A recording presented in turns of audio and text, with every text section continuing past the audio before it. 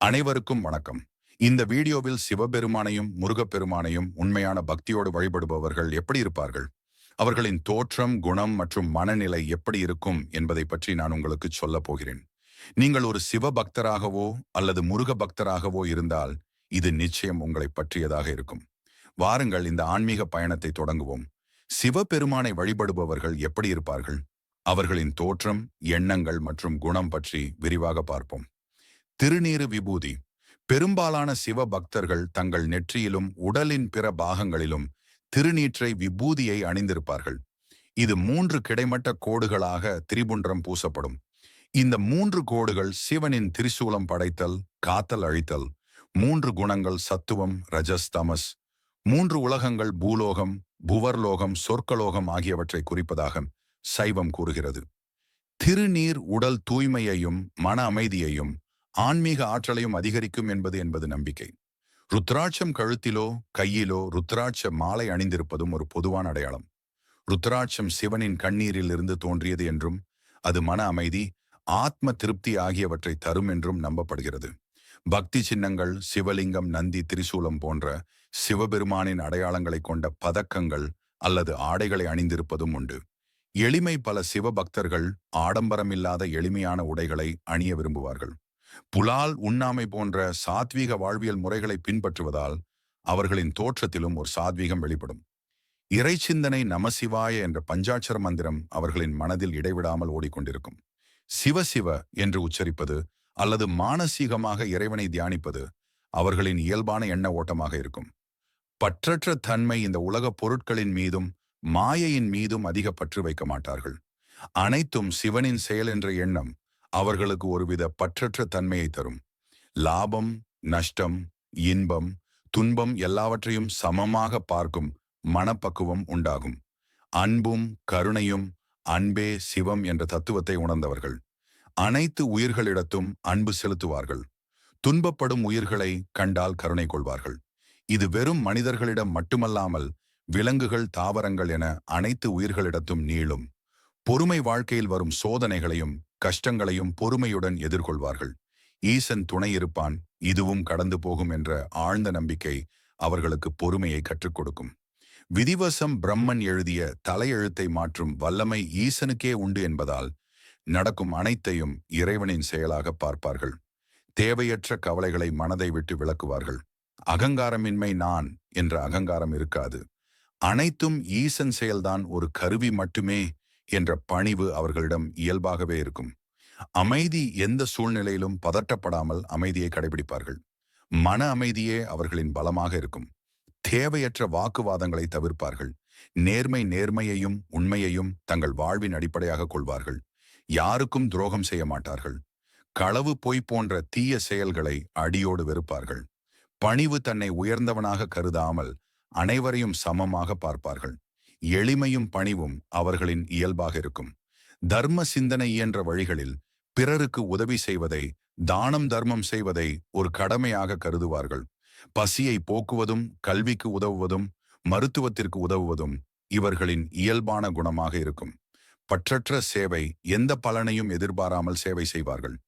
என் கடன் பணி செய்து கிடப்பதே என்ற அப்பர் சுவாமிகளின் வாக்கிற்கிணங்க தங்கள் கடமைகளை செவனே செய்வார்கள். அச்சமின்மை. மரண பயமோ கிரக பயமோ அவர்களை அண்டாது. ஏனெனில் யமனே அஞ்சும் ஈசன் என் உள்ளே இருக்க நான் எதற்கு அஞ்ச வேண்டும் என்ற நம்பிக்கை அவர்களுக்கு அசைக்க முடியாத தைரியத்தை தரும். தூய்மை. உடல் தூய்மை மட்டுமின்றி மன தூய்மைக்கும் முக்கியத்துவம் கொடுப்பார்கள். மனதில் எந்தவித அழுக்கும் இல்லாமல் தெளிந்த நீரோடை போல இருப்பார்கள். இறை நம்பிக்கை. தங்கள் வாழ்வில் நடக்கும் நல்லவை கெட்டவை அனைத்தையும் இறைவனின் திருவருளாகவே ஏற்றுக்கொள்வார்கள். எல்லாம் அவன் செயல் என்று அசைக்க முடியாத நம்பிக்கை அவர்களுக்கு இருக்கும். ஆகவே சிவபெருமானை உண்மையாக வழிபடும் பக்தர்கள் வெறும் வெளிப்புற அடையாளங்களால் மட்டும் அடையாளம் காணப்படுவதில்லை. அவர்களின் ஆழ்ந்த இறை சிந்தனை, அனைவரிடத்தும் அன்பு செலுத்தும் குணம், எளிமை, பொறுமை, நேர்மை, தர்ம சிந்தனை மற்றும் அசைக்க முடியாத இறை நம்பிக்கை போன்ற குணாதிசயங்களே அவர்களை சிறப்புறச் செய்கின்றன. அவர்கள் தங்கள் வாழ்வின் ஒவ்வொரு செயலிலும் சிவபெருமானின் இருப்பை உணர்ந்து வாழும் உத்தமர்கள். முருகப்பெருமானை முழு மனதுடன் வழிபடும் ஒரு பக்தனின் வாழ்வியல், தோற்றம், எண்ணங்கள் மற்றும் குணாதிசயங்கள் தனித்துவமானவை. குமரக் கடவுளான முருகனின் பக்தர்கள் வெறும் வெளித்தோற்றத்தால் மட்டும் அடையாளம் காணப்படுவதில்லை. அவர்களின் உள்ளொளியும் தூய்மையான பக்தியுமே அவர்களை சிறப்பிக்கும். திருநீறு மற்றும் சந்தனம் நெற்றியிலும் சில சமயங்களில் கைகளிலும் மார்பிலும் திருநீற்றை விபூதி அணிந்திருப்பார்கள். சில பக்தர்கள் முருகனுக்கு உகந்த சந்தனத்தையும் நெற்றியில் பூசிக்கொள்வார்கள். இந்த திருநீர் மற்றும் சந்தனம் தெய்வீக ஆற்றலையும் அமைதியையும் உடல் தூய்மையையும் குறிக்கும். ருத்ராட்சம் துளசி மாலை சிலர் கழுத்திலோ அல்லது கையிலோ ருத்ராட்ச மாலைகளை அணிந்திருப்பார்கள். முருகனை விஷ்ணு அம்சம் என்றும் கருதுபவர்கள் துளசி மாலைகளையும் அணிவதுண்டு. பக்தி சின்னங்கள், வேல்மயில் சேவல், ஓம் போன்ற முருகப்பெருமானின் அடையாளங்களை கொண்ட பதக்கங்கள், டாலர்கள் அல்லது ஆடைகளை அணிவது பக்தியின் அடையாளமாக இருக்கும். காவி குடை ஆடை சிலர் காவி குடைகளை பிடித்து கொண்டு அல்லது காவி உடைகளை அணிந்து பாத யாத்திரை செல்வதை காணலாம். இது துறவரத்தின் எளிமையையும் முருகனுக்கான அர்ப்பணிப்பையும் குறிக்கும். எளிமை பொதுவாக முருக பக்தர்கள் ஆடம்பரமற்ற எளிமையான உடைகளையே விரும்புவார்கள்.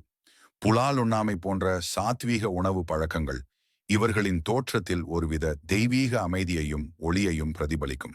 மந்திர ஜெபம், ஓம் சரவணபவ, ஓம் முருகா, ஆரோகரா போன்ற மந்திரங்கள் அவர்களின் மனதில் இடைவிடாமல் ஓடிக்கொண்டிருக்கும். சுப்பிரமணிய ஸ்லோகங்கள், திருப்புகழ், கந்த சஷ்டி, கவசம் போன்றவற்றை மனதிற்குள் உச்சரிப்பது அவர்களின் இயல்பான தியான முறையாகும்.